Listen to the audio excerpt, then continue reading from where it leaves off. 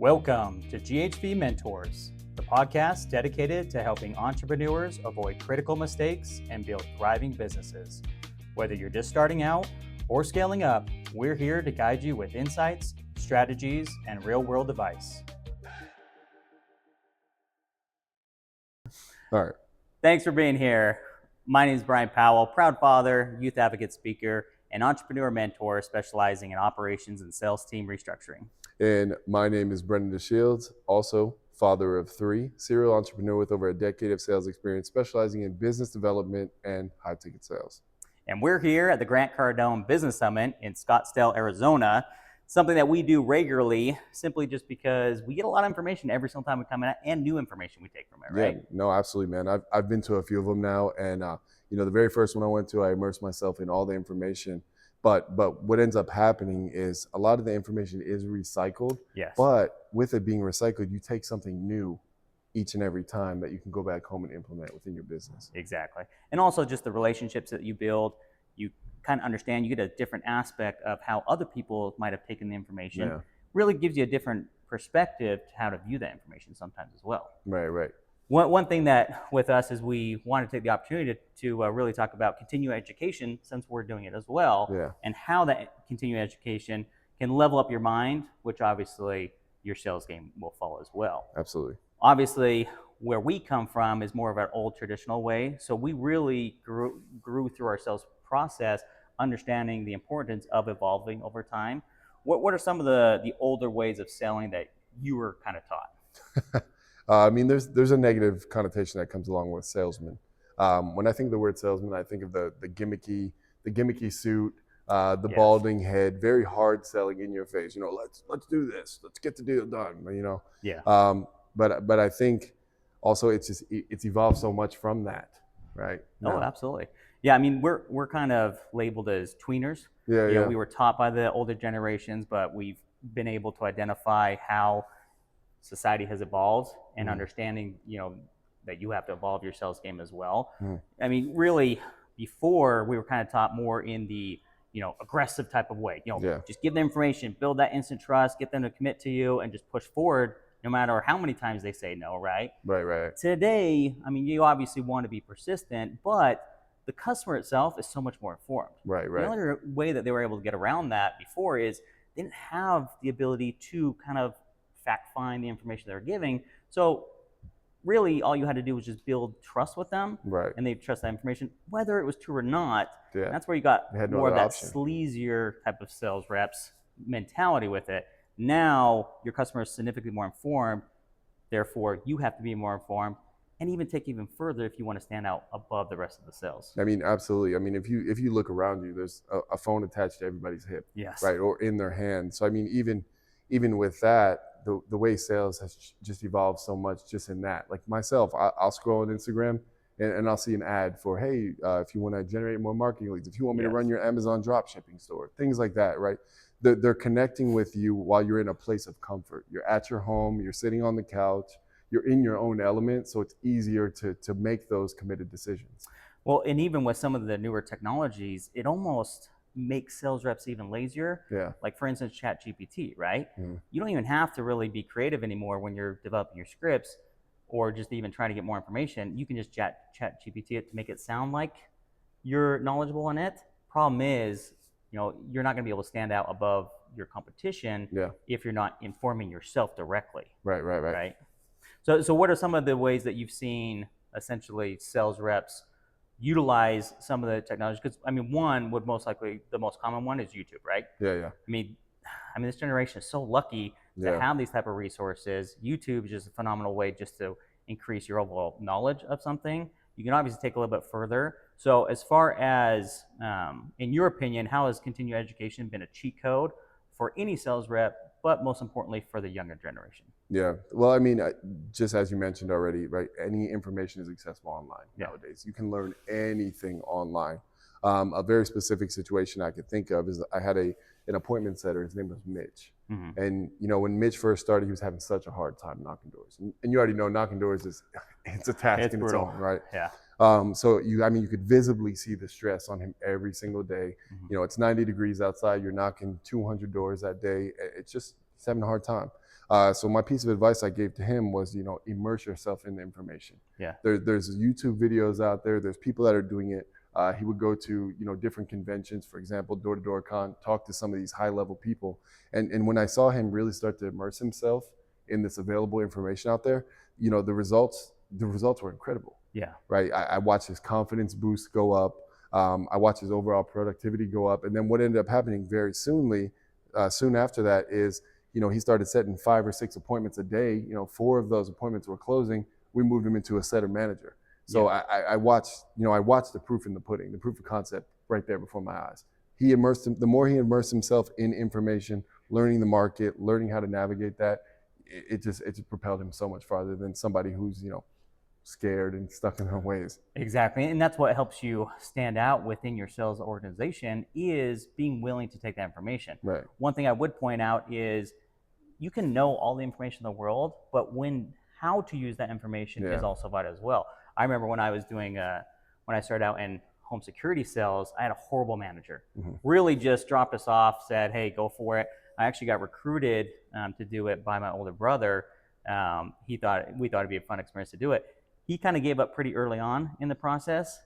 He was my right out there, so I had to make a tough choice.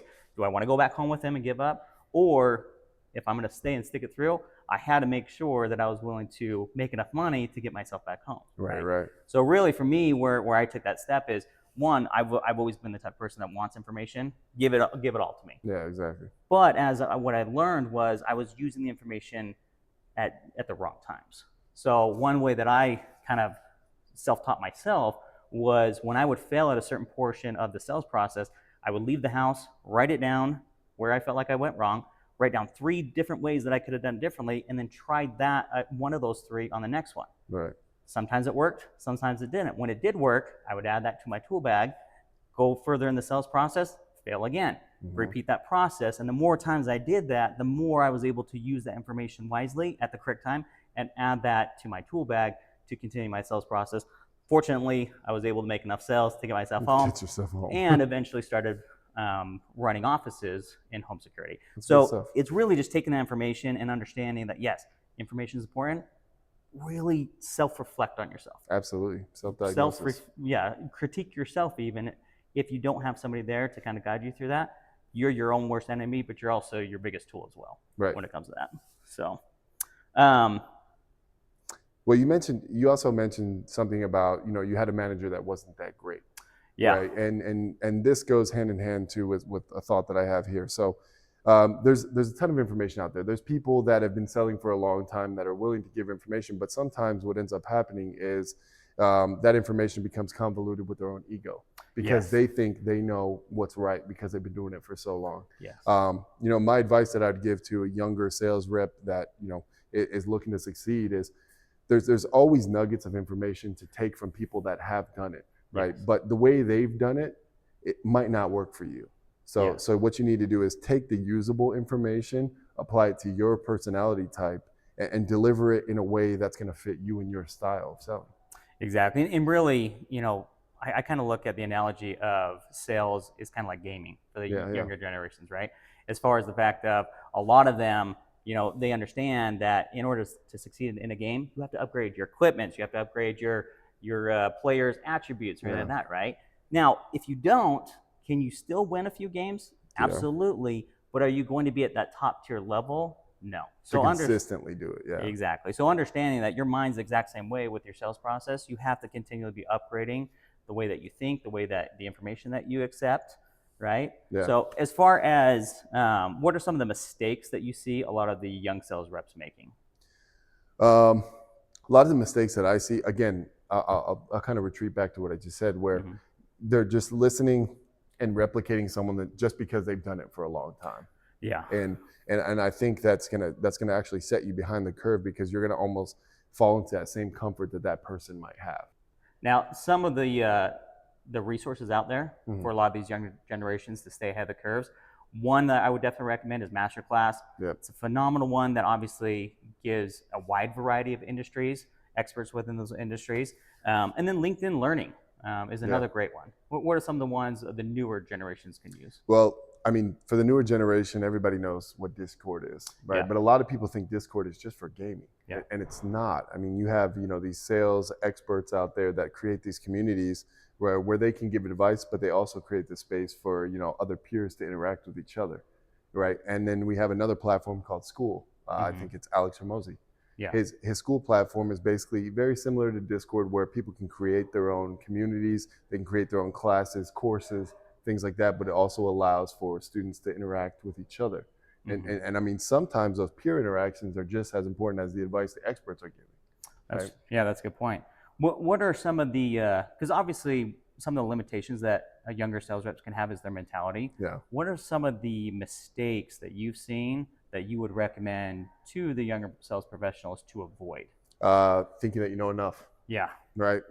And I think we can apply that to even our personal lives as well. Yes. Because I mean, the goal of living life, and at least in my definition, is learning something and applying it new every single day. Well, and progress. So yeah, so I mean, even in sales directly, don't ever get comfortable and complacent in thinking that you know enough. Yeah. Constantly challenge yourself, look for new innovative ways to do things, maybe because let's say you've been yielding the same results for some time now. Yeah. What's it going to take for you to get to that next level? It's going to take you looking introspectively, looking at what you've been doing and what can I change and better.